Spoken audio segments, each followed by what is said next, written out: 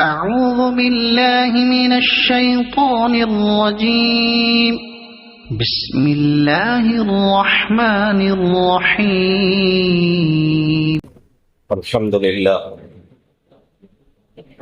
لله نحمده ونستعينه ونستغفره ونؤمن به ونتوكل عليه ونعوذ بالله من شرور أنفسنا ومن سيئات أعمالنا من يهده الله فلا مضل له ومن يضلل فلا هادي له ونشهد أن لا إله إلا الله وحده لا شريك له ونشهد أن سيدنا وسندنا وحبيبنا ونبينا ومولانا محمدا عبده ورسوله وصلى الله تعالى على خير خلقه محمد وعلى آله وأصحابه أجمعين أما بعد فأعوذ بالله من الشيطان الرجيم بسم الله الرحمن الرحيم يا أيها الذين آمنوا من يرتد منكم عن دينه فسوف يأتي الله بقوم يحبهم ويحبونه أذلة على المؤمنين أعزة على الكافرين يجاهدون في سبيل الله ولا يخافون لومة لائم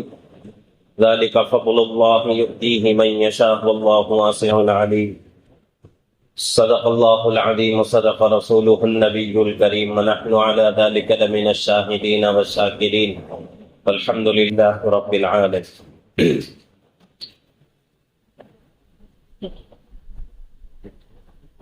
محترم معزز بزرگوں اور عزیز دوستو،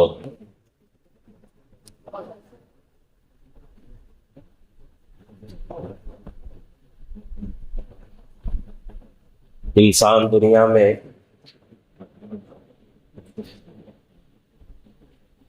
چند دن کا مہمان ہے.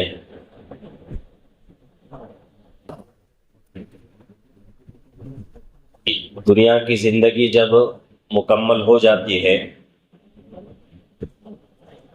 تو ہر انسان کو دنیا چھوڑ کر اپنی آخرت کا سفر شروع کرنا پڑتا ہے، اور دنیا کی زندگی اصل نہیں ہے بلکہ آخرت کی زندگی اصل ہے. یہ دنیا دار الامتحان ہے، دار العمل ہے، اور آخرت دار الجزا ہے. یعنی کہ اس دنیا میں آدمی جتنا عمل کرنا چاہے کر سکتا ہے، لیکن دنیا کی زندگی ختم ہونے کے بعد اعمال کا سلسلہ ختم ہو جائے گا، اور آخرت کی جو زندگی ہے اس زندگی کو اللہ رب العزت نے عمل کے لیے نہیں بنایا ہے، بلکہ دنیا کی زندگی میں جو محنت کی تھی، جو اللہ کی عبادتیں کی تھیں، اعمال صالحہ کیا تھا، اس کا بدلہ دینے کے لیے اللہ رب العزت نے آخرت کی زندگی بنایا.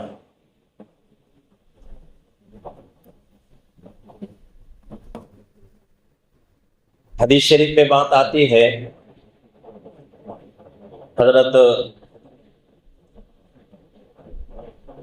بہت بڑے بزرگ گزرے ہیں، حضرت فقیہ ابو اللیث سمرقندی رحمۃ اللہ علیہ اپنی کتاب میں لکھتے ہیں، اللہ کے نبی پاک صلی اللہ علیہ وسلم ارشاد فرماتے ہیں کہ جو بندہ دنیا میں رہ کر اپنے اللہ کو ملنے کے لیے اپنے اللہ سے ملاقات کا خواہش مند ہوگا، طالب ہوگا، اللہ رب العزت بھی اس سے ملنے کو خواہش مند ہوں گے، اللہ بھی اس سے ملنا چاہیں گے. اور جو بندہ دنیا میں اللہ سے ملنا نہیں چاہتا تو اللہ رب العزت بھی اسے ملنا نہیں چاہتے. اب اللہ سے ملنا ہے تو اس کا ذریعہ کیا ہے؟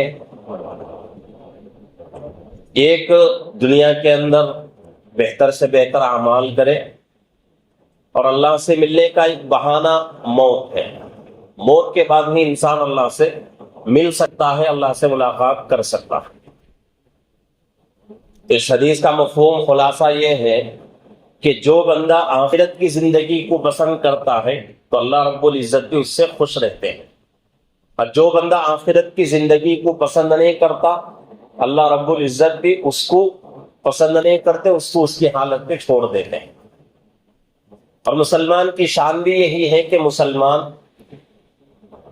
دنیا میں کتنا بھی مشغول ہو جائے لیکن اپنے آخرت کو اور اپنے اللہ کو نہ بھولے۔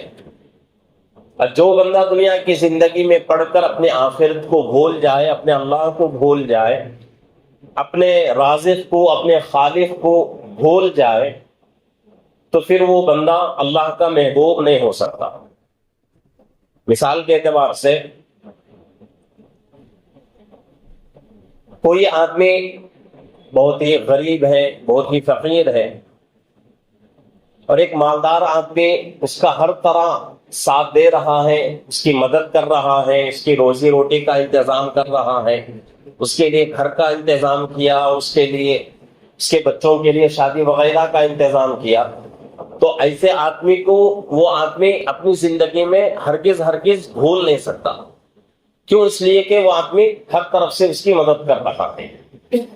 اگر خدا نہ خواستہ وہ آدمی اس کو بھول جائے تو اس آدمی کو احسان فراموش کہا جاتا ہے کہ بھئی ایک آدمی ہمارے اوپر احسان کر رہا ہے اور ہم اس کے احسان کو بھول رہے ہیں۔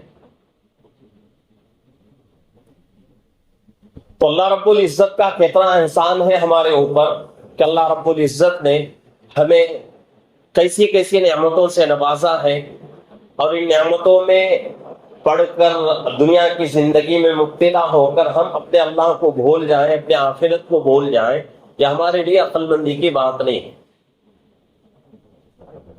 اللہ کے نبی پاک صلی اللہ علیہ وسلم نے ارشاد فرمایا کہ جو بندہ اللہ کی محبت کا طالب ہوگا اللہ بھی اس سے ملنے کی خواہش رکھیں گے، اور جو بندہ اللہ کی محبت کا طالب نہیں ہوگا، اللہ سے ملنے کا طالب نہیں ہوگا، تو اللہ رب العزت بھی اس سے محبت نہیں کرتے اور اللہ بھی اس سے ملنا نہیں چاہتے۔ تو مسلمان کے دل کے اندر ہر وقت یہ شوق رہنا چاہیے کہ بھئی کب اللہ کی طرف سے بلاوا آئے اور کب میں اللہ سے جا کر مل لوں۔ حضرات صحابہ رضی اللہ عنہم اجمعین کے واقعات بہت سارے ایسے ہمیں کتابوں میں ملتے ہیں۔ کسی بھی صحابی کے دل کے اندر یہ بات نہیں تھی، کوئی بھی صحابی اس بات کو پسند نہیں کرتا تھا کہ بھئی میں اپنے اللہ سے نہ ملوں۔ ہر صحابی کے دل کے اندر یہ شوق تھا کہ کب اللہ سے ملنے کا موقع مجھے ملے۔ اسی لیے حضرت فقی ابو اللہ سمرقندی رحمۃ اللہ علیہ اپنی کتاب پہ لکھتے ہیں کہ انسان کو 5 چیزیں بہت ہی غنیمت سمجھنے کی ضرورت ہے، اور وہی بات حضرت شیخ الحدیث زکریا صاحب رحمۃ اللہ علیہ نے اپنے فضائل اعمال میں بھی لکھا کہ 5 چیزوں کو 5 چیزوں سے پہلے غنیمت سمجھو۔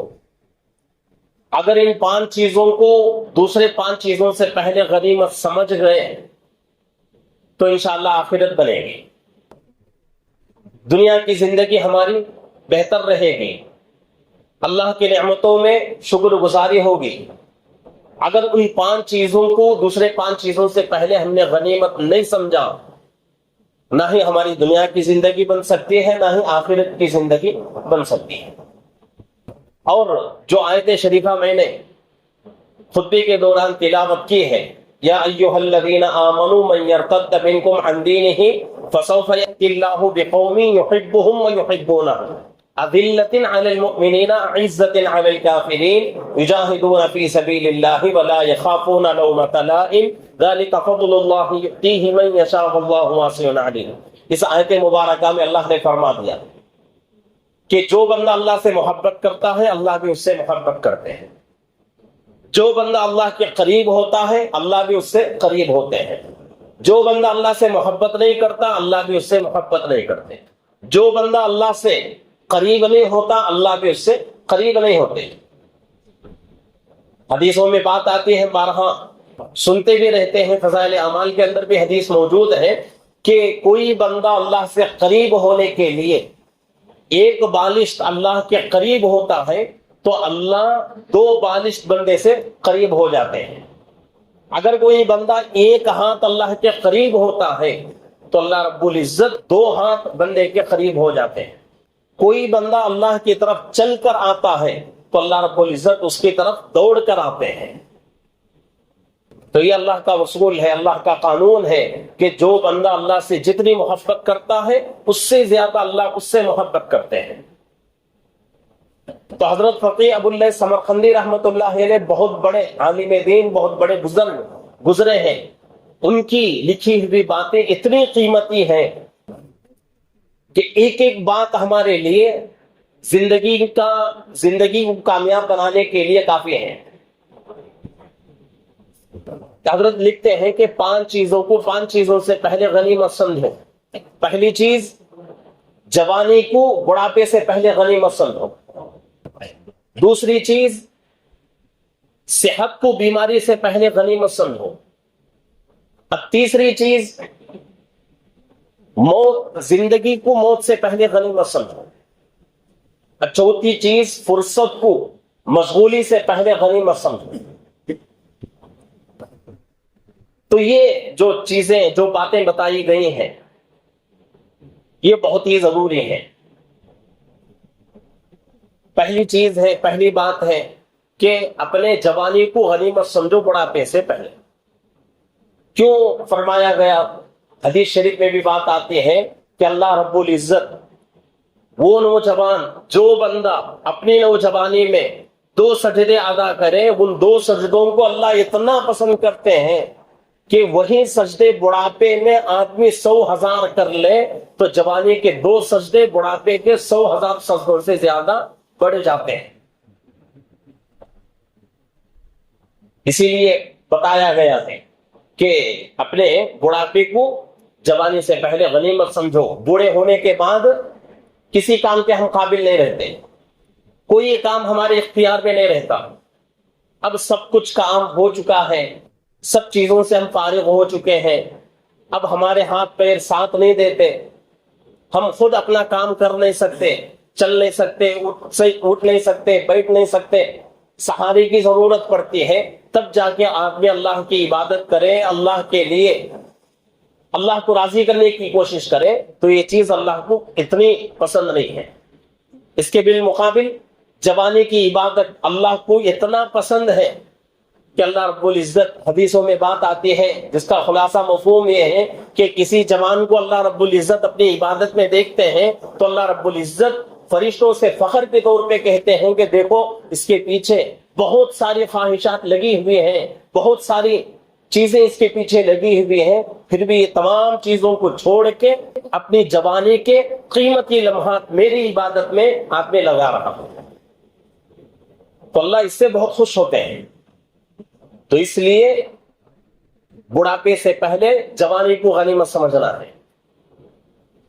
جوانی پوری اللہ کی نافرمانی میں گزر گئی، بوڑھے ہو گئے، کمر جھکتی نہیں ہے، اور کھڑے ہو کر رکوع سجدے کے ساتھ ہم نماز نہیں پڑھ سکتے. اس وقت ہم کیا اللہ کی عبادت کر سکیں؟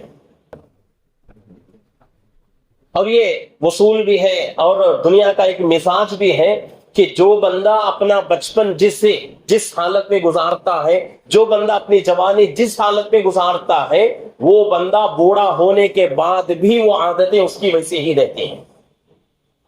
کوئی بندہ جوانی میں گناہ کرتا کرتا جوانی کو گزار لیا اور وہ آدمی لاکھ کوشش کرے کہ بھئی میں بڑھاپے میں اللہ کی عبادت کروں تو ہو نہیں سکتا، کیونکہ عادت ہو چکی ہے. گناہ کرتے کرتے، اللہ کی نافرمانی کرتے کرتے جوانی پوری گزر گئی. اب بڑھاپے میں آ کر تھوڑی اللہ کی عبادت تو کرے گا لیکن نافرمانی کی عادت نہیں چھوٹے گی، گناہوں کی عادت نہیں چھوٹے گی. تو اس لیے ضروری ہے، بتایا گیا کہ اپنی جوانی کو غنیمت سمجھو بڑھاپے سے پہلے. جوانی میں جتنی کوشش ہم کو کرنا ہے، یہی کوشش جوانی میں ہی کرنا. دنیا کے اعتبار سے بھی ہم لوگ جوانی میں ہی خوب محنت کرتے ہیں. کس نیت سے محنت کرتے ہیں کہ بھئی جوانی اگر گزر جائے بوڑھے ہو گئے تو کیا کام کریں گے, کیا محنت ہم کر سکیں گے, کیا کمائیں گے, بچوں کے لیے کیا کریں گے. اس لیے لوگوں کی ایک عادت اور لوگوں کا ذہن بنا ہوا ہے کہ اپنی عمر کے 40-50 سال پہلے 40-50 سال عمر ہونے سے پہلے خوب کما لیں. جتنی فکر ہم اپنی دنیا کی کرتے ہیں اتنی ہی فکر اپنے دین کے اور اپنے آخرت کی کرنا ہے. ایسا نہ ہو کہ جوانی اللہ کی نافرمانی میں گزر گئی, اب بوڑھے ہو کر تسبیح لے کر بیٹھ گئے, مسجد کا کونا پکڑ کر بیٹھ گئے اور صحیح طریقے سے زبان پلٹ نہیں رہی ہے, نمازیں تو پڑھ رہے ہیں لیکن ایک نماز ہماری ادا نہیں ہو رہی ہے, سورہ فاتحہ صحیح طریقے سے زبان پہ چڑھ نہیں رہا ہے, کوئی دوسری صورتیں یاد نہیں ہو رہی ہیں, تو یہ تمام چیزیں ہمارے بڑھاپے کے سے تعلق رکھتی ہیں. تو اس لیے جوانی میں رہ کر خوب اللہ کی عبادت کرنا ہے. اور اس کے ساتھ ساتھ دوسری بات بتائی گئی کہ اپنی بیماری سے پہلے صحت کے زمانے کو غنیمت سمجھو. بیماری آ گئی, آدمی دوسروں کا محتاج بن جائے گا. بیماری آنے سے پہلے اپنی صحت کو غنیمت سمجھنا ہے, اور جتنی طاقت اللہ نے دی ہے, جتنی صحت اللہ نے دی ہے, اس طاقت کو, اس صحت کو اللہ کی عبادت میں, اللہ کے فرمانوں کے مطابق زندگی گزارنے میں لگانا ہے. آج زمانہ الٹا ہو چکا. ہم کیا سمجھتے ہیں کہ بھئی صحت ہے, جوانی ہے تو کیا کرو, اللہ کی نافرمانی کرو. طاقت ہے, دوسروں پر ظلم کرو. یہی کرتے کرتے ہماری جوانی گزر جاتی ہے. بڑھاپے میں اور بیماری میں ہم محتاج بن جاتے ہیں, اور اس بڑھاپے میں اور اس بیماری میں ایک سجدہ ہم سے ادا نہیں ہوتا. آج کیسی بیماریاں شروع ہو چکی ہیں کہ انسان کی عمر 40-35 سال ہوتی ہے تو اس کے اندر ہر بیماری جنم لے لیتی ہے, ہر بیماری اس کے اندر پیدا ہو جاتی ہے. اور زیادہ سے زیادہ بیماری گھٹنوں کا, گڑگے کی بیماری ہے کہ 40 سال ہو گئے, 40 پر 5 سال 35 سال ہو گئے, گڑگے ہمارے جھکتے نہیں ہیں, گھٹنے ہمارے جھکتے نہیں, اور ہم کیا ہو جاتے ہیں, کرسی کے عادی بن جاتے ہیں کہ کرسی پر بیٹھ کر نماز پڑھیں گے تو نماز پڑھ سکیں گے, زمین پر رکوع سجدے کے ساتھ ہم نماز نہیں پڑھ سکتے. ایسی بیماریاں آج آ رہی ہیں, ایسی بیماریوں کے ہم لوگ شکار ہو رہے ہیں. تو ایسے حالتوں میں ہم کو اپنی جوانی میں اور اپنے صحت کے زمانے میں خوب اللہ کی عبادت کرنا ہے. اور اس کے ساتھ ساتھ ایک تیسری بات بتائی گئی کہ آدمی مشغولی سے پہلے فرصت کو غنیمت سمجھے. زندگی کا کوئی زمانہ ایسا آئے گا آدمی کو کہ اس وقت آدمی اتنا مشغول ہو جائے گا, اتنا بزی ہو جائے گا کہ اس زمانے میں آدمی کو اپنے گھر والوں کے لیے, اپنے بچوں کے لیے وقت دینا مشکل ہو جائے گا. ایسے زمانے میں اب آدمی اللہ کی عبادت کیا کرے گا؟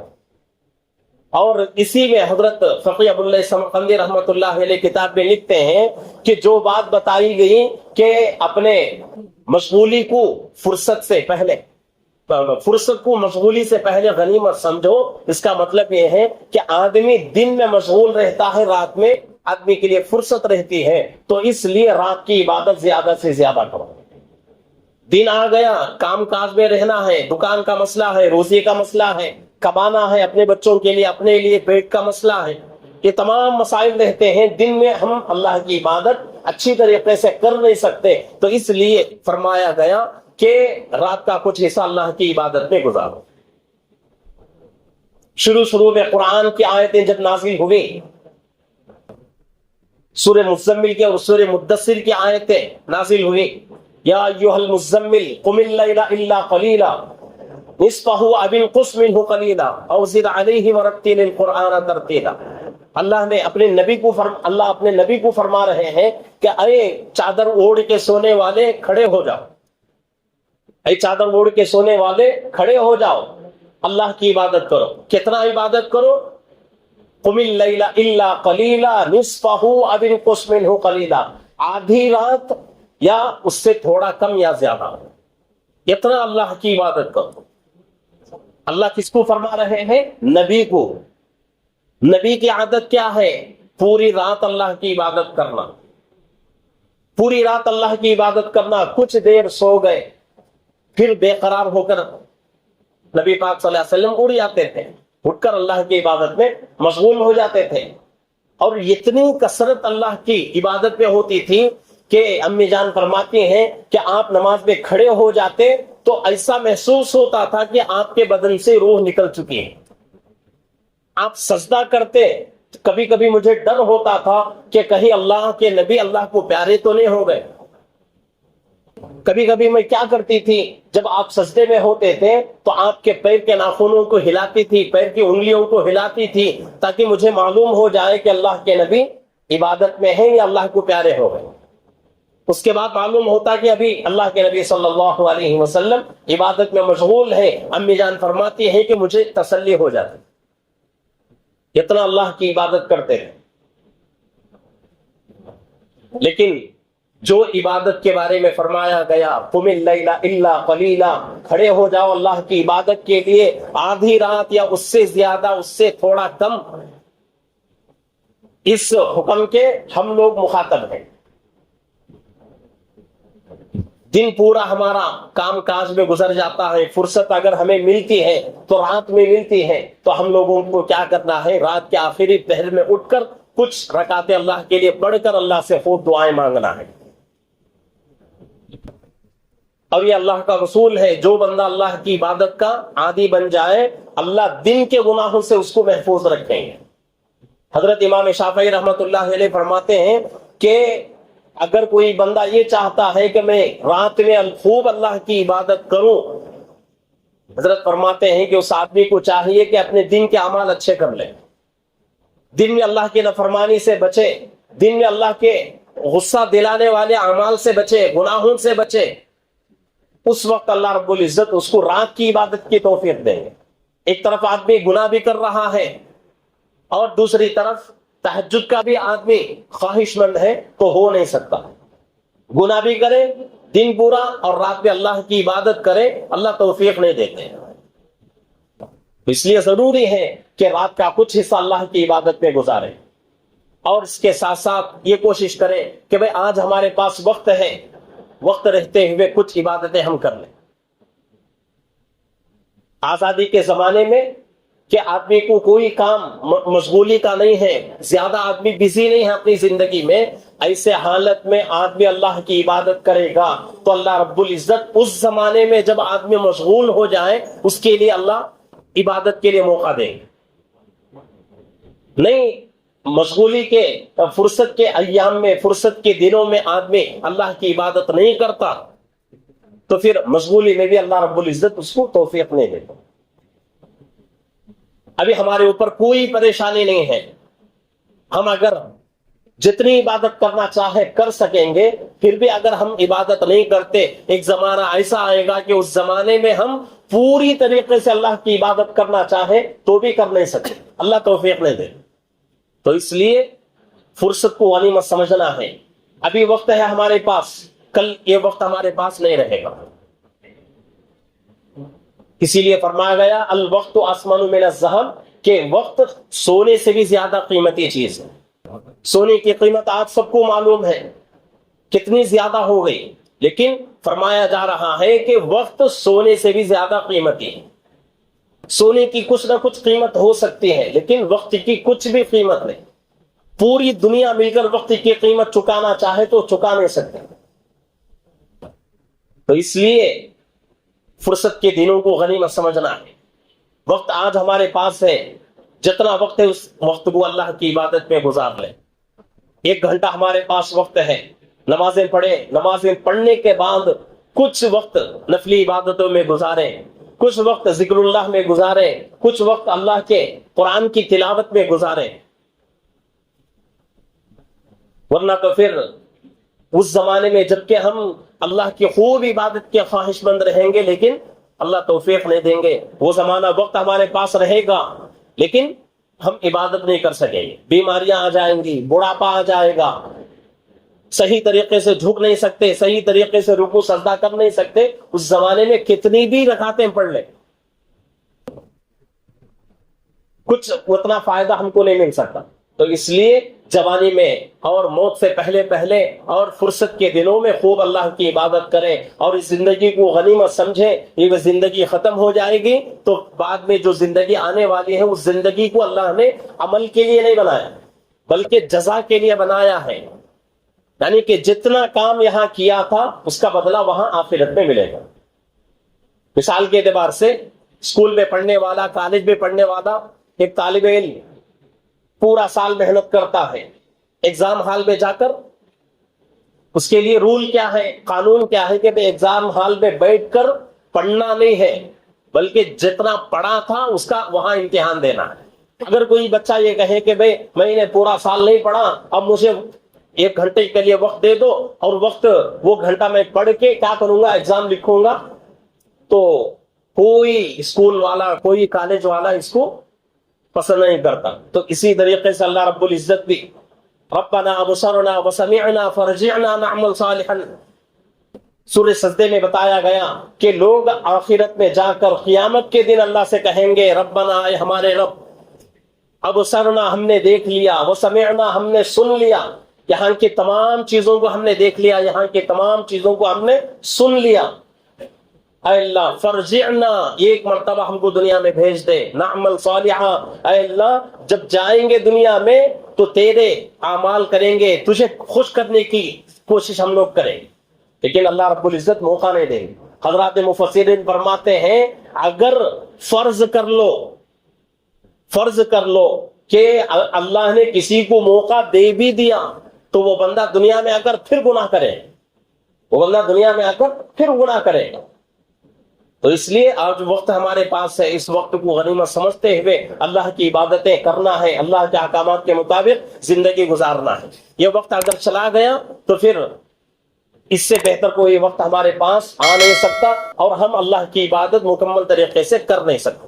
اللہ رب العزت سے دعا ہے کہ اللہ رب العزت ہم تمام کو اس زندگی کو غنیمت سمجھتے ہوئے اپنے آخرت کی تیاری کرنے کی اور اللہ کی نعمتوں کا شکر ادا کرتے رہنے کی اللہ ہم سب کو توفیق عطا فرمائے. آمین. وآخر دعوانا الحمدللہ رب العالمین.